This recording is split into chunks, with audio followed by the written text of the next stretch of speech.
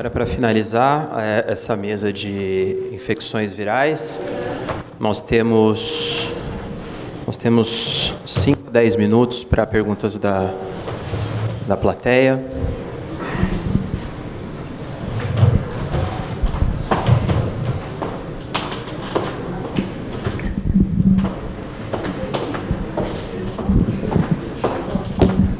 Eu queria começar então fazendo uma pergunta para Paula, não bem uma provocação, mas algo relacionado ao que vocês têm estudado de citomegalo, na questão da ativação celular em pacientes com carga viral indetectável. Vocês veem algum tipo de utilização como ferramenta no diagnóstico, então, de citomegalo em pacientes que tenham carga viral do HIV indetectável, mas que a replicação do citomegalo possa ser um fator que, por exemplo, esteja colaborando com a não resposta imunológica, a ativação persistente do citomegalo, então, levando a essa inflamação crônica e a apoptose de novas células CD4. Vocês já pensaram nessa possibilidade de utilização desses testes? Bom, eu particularmente com relação ao HIV, né? Isso, do paciente co-infectado. O paciente co-infectado.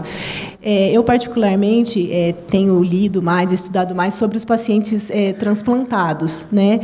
Nos pacientes com HIV, eu acho que existe essa oportunidade pela fisiopatologia que eu mostrei e tudo, mas eu desconheço se está tendo uma aplicabilidade clínica direta desse fato. Não sei se alguém tem experiência. Uma aluna da professora Lenice está desenvolvendo um trabalho específico sobre esse subgrupo, né, de não respondedores imunológicos, e uma das vertentes que a gente tem hoje em dia é que talvez a replicação contínua do citomegalo possa contribuir. E aí, como ter uma ferramenta para conseguir medir isso, né?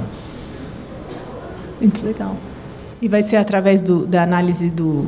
Não, essa é apenas uma hipótese, a gente precisa procurar, né? Legal. Biológico, né, é totalmente plausível. O que aconteceu? Com a terapia antirretroviral altamente efetiva, houve um desinteresse, né, em se estudar isso. E agora, né, com os novos métodos e tudo, começou a surgir alguns trabalhos. Né, tinha alguns estudos já mais antigos, né, tentando estudar essa viremia no HIV, e agora eu achei alguns outros, porque eu tinha porque assim você não tem esse consenso, né? Exatamente. Como é que eu vou utilizar, né, essa monitorização da carga viral no paciente HIV? Que utilidade clínica ela tem? Exatamente. Né? Então isso sempre é uma coisa assim, a gente não tem uma resposta, né? E para nós a gente com fica uma boa sempre evidência procurando em relação a isso. A pergunta é por que 1/3 dos pacientes de determinadas cortes não respondedores imunológicos? Por que eles não respondem? E eles consistentemente são mais soropositivos para citomegalo do que os outros. Então, existe essa plausibilidade que precisa ser estudada. Inclusive, aqueles pacientes são todos com a sorologia reagente. Da tese da sua aluna? Isso. Então. Aí fica uma sugestão. E no passado, né, principalmente quando não tinha tratamento potente, né, antirretroviral, a gente sempre considerava que algumas infecções virais, né, fossem mesmo cofatores, né, na progressão do desenvolvimento da doença. Né, e o citomegalovírus estava sempre presente nesta lista. Né, era importante a gente lembrar sempre dele. Não sei, talvez tenha mesmo. Legal.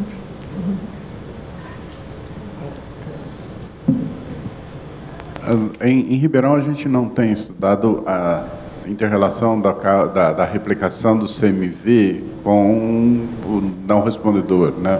Mas uma das coisas que a gente tem usado muito e tem auxiliado muito para a gente é fazer o diagnóstico de infecção pelo CMV.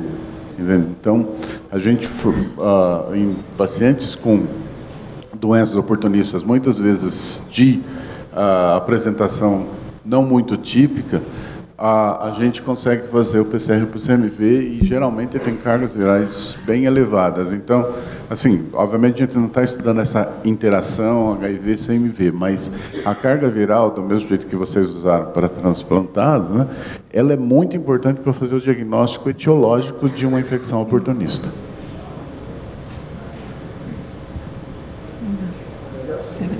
Alexandre, do CMV, por favor. Alexandre, eu tenho uma pergunta. Na sua aula você falou das indicações da PrEP e entre elas estava para casais sorodiscordantes. Mesmo quando o soro positivo tem carga viral indetectável? Essa é uma pergunta rotineira, né? Então, indetectável é intransmissível.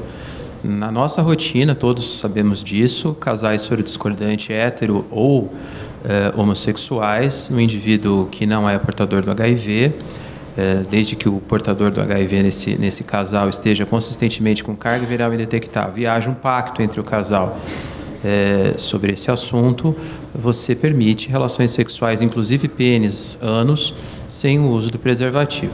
Se a gente falasse isso há uns 5, 10 anos atrás, caçaríamos, nosso diploma de título de especialista seria caçado, mas isso é verdade hoje em dia, né? Indetectável e intransmissível. Mas então por que PrEP para casais sorodiscordantes? Porque, obviamente, a negociação de um casal é um pacto em que você tem que ter confiança de ambos os lados. Ambos os lados significa que o indivíduo portador do HIV, o indivíduo soropositivo, ele precisa ter uma adesão muito boa ao tratamento antirretroviral. E, às vezes, no parceiro soronegativo existe essa dúvida. Então, a palavra autonomia, que eu mencionei no final da apresentação, ela tem que ser muito respeitada. Cada casal tem uma autonomia diferente, tem uma discussão diferente sobre esses tópicos. Então, quando o parceiro soronegativo se vê numa situação em que ele vai se sentir mais protegido, ainda que o parceiro esteja consistentemente indetectável, ele vai se achar mais tranquilo usando a PrEP, está indicado. Então, essa é a explicação. Uhum. E lembrar, né, obviamente, que o indivíduo, dentro da discussão de indetectável e intransmissível, que o indivíduo soropositivo, numa situação em que a gente permite o sexo sem preservativo, o indivíduo soropositivo está sujeito a se infectar com infecções sexualmente transmissíveis do parceiro soronegativo, clamídia, sífilis e tantas outras. Então, Alexandre, é uma via de dupla mão. Você falou sobre a eficácia, né, da terapia. E eu pensei, assim, alguma questão em relação a interações, né, medicamentosas que podem ocorrer nesses pacientes que estão fazendo uso da terapia, interações farmacocinética, dinâmica, né, que pode diminuir, né, o resultado terapêutico, já que eles tomariam por 2 ou 3 dias. Né, e o estilo de vida, às vezes álcool ou outros medicamentos agudos que podem interferir naquele momento com a terapia. É por isso que o tenofovir com entricitabina funciona tão bem. Não existem interações significantes com nada que você pode imaginar. A moda hoje, eu tinha um slide aqui, obviamente não deu tempo, é o chemsex. Chemsex é misturar êxtase ou outras substâncias psicoativas, como LSD, com Viagra, e mesmo drogas ilícitas já foram estudadas, metanfetamina, heroína, cocaína. Mas e tenofovir com doenças renais? Mas é por isso que a gente faz a triagem. Eu não expliquei com detalhes, mas na triagem, na elegibilidade do paciente que vai entrar para a PrEP, você faz uma creatinina basal e em cima dela calcula a taxa de filtração glomerular. Se essa taxa for menor que 50, principalmente menor que 60, principalmente menor que 50, você não pode. Um outro critério é ele ser portador do vírus da hepatite B, porque essas drogas também têm ação contra o vírus da hepatite B. Mas, na verdade, seria até bom, porque aí você daria o tratamento e faria profilaxia, né? Mas, por isso que o tenofovir com entricitabina deu tão certo. Ele não tem interação significativa com nada. Isso agora, né? A gente conseguiu ver agora. Vamos ver agora. Mas a gente já sabia, sabe por quê? Ensaios clínicos futuramente. A gente já sabia por conta de ter usado 10 anos no HIV. Quando a PrEP chegou, do ponto de vista clínico, o iPrex é de 2000 ele foi conduzido entre 2007 a 2010. A gente já tinha 8, 7 anos de tenofovir com entricitabina nas pessoas vivendo com HIV, né? Com uma enxurrada de drogas. Uhum. Então, é uma droga que a gente sabia que é segura.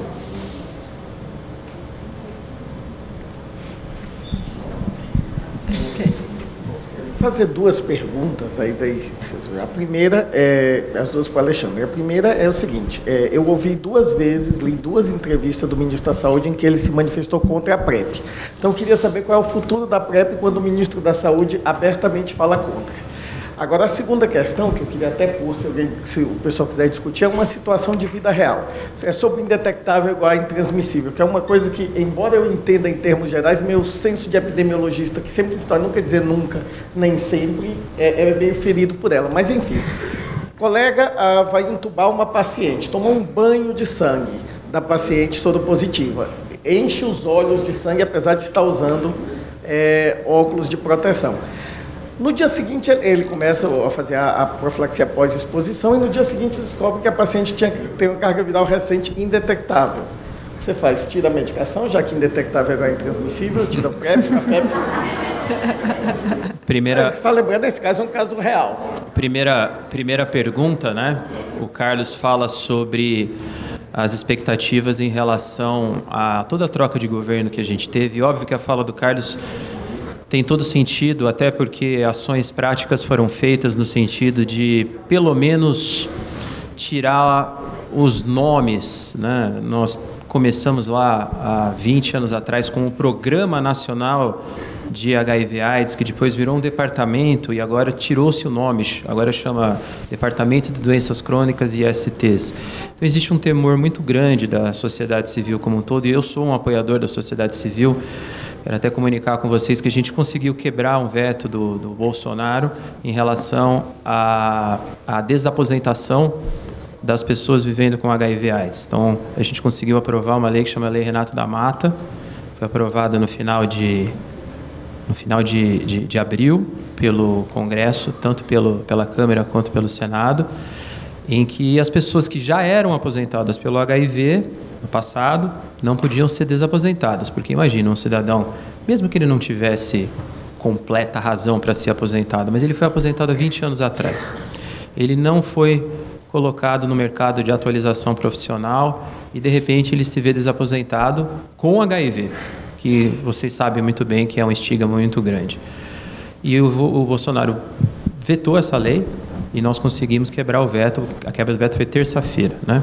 Então, eu, como apoiador da sociedade civil, sem viés político, eu imagino que há muito mais, por enquanto, estardalhaço, por inclusive parte do ministro, viu, Carlos, do que ações reais.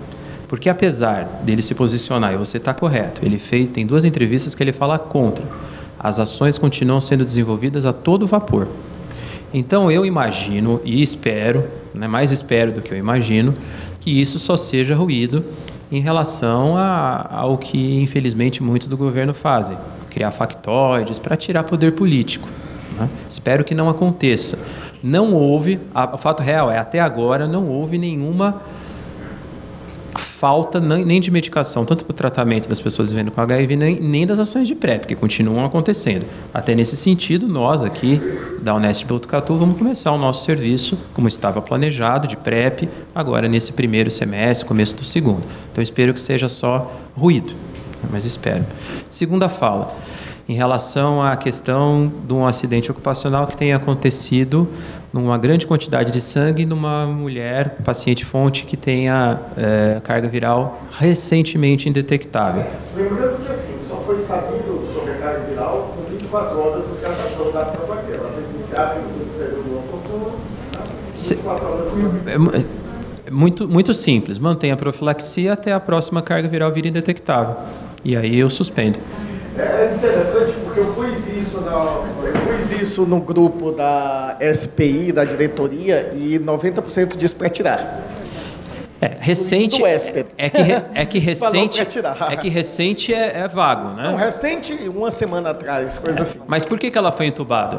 Porque ela teve um quadro que não tinha nada a ver com o HIV. Mas será que ela ficou, por conta desse quadro, ela não ficou sem tomar medicação? Isso que tem que checar. Pois é. Não, eu faria logo no dia seguinte, assim que possível, uma carga viral. Se ela tiver indetectável, eu tiro a profilaxia. Quer dizer, o seu ponto seria ter certeza a confiabilidade da carga viral. Exatamente. E não a ou na adesão. Se o indetectável e intransmissível funciona também com Mas isso que o Carlos está comentando, isso que o Carlos está comentando é tão importante que a discussão passa por uma situação de começar a pensar se essas pacientes não podem ser doadores de órgãos.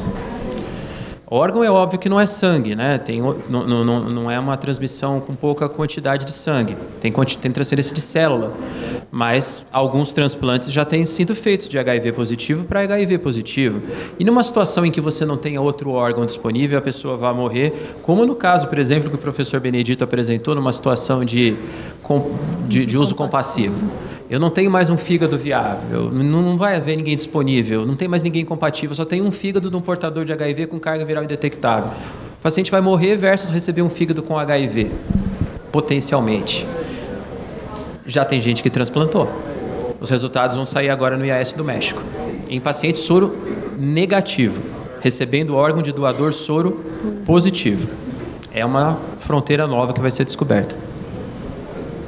Alexandre, eu gostaria de saber se você tem algum dado sobre o impacto da PrEP na resistência antirretroviral. Se você tem dados na literatura e como que tem sido. Tem sim. Infelizmente, né, a PrEP ela é dada para uma população em que você pede muita adesão, mas, obviamente, a adesão não é contínua. Então, principalmente pessoas que têm múltiplos parceiros sexuais, no ano passado na CROI foi relatado um caso, o indivíduo durante 6 meses teve mais de 60 parceiros sexuais.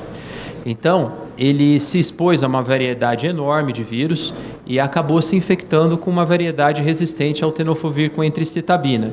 Mas como ele não sabia disso e continuou usando PrEP até a próxima sorologia, ele acabou, obviamente, perdendo essas drogas no tratamento. Mas a mensagem é, a gente vai acabar detectando isso porque para ele receber a PrEP, ele precisa estar nesse contínuo de segmento.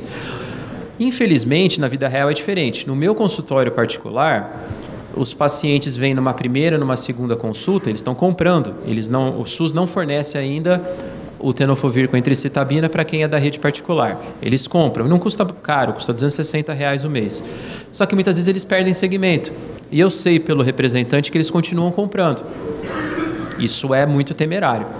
Mas desde que você faça um acompanhamento, você resgata esse paciente porque você só perdeu essa dupla de análogos.